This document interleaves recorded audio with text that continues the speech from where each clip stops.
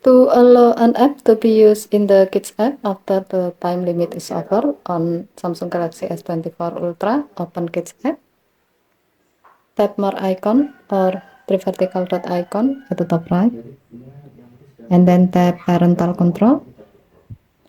Enter your current screen lock or you can use biometric. Scroll down the screen. Tap allow apps after time limit.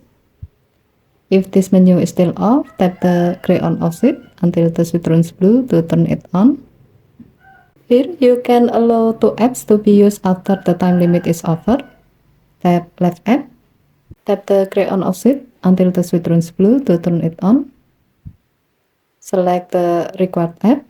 As the example, we will select my camera. Next, tap right app. Tap the gray on off switch until the switch turns blue to turn it on. Select the required app.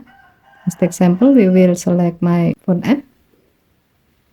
With this setting, when the time limit for the Kids app is over, your kid will still be able to use the app you have set to left app and right app.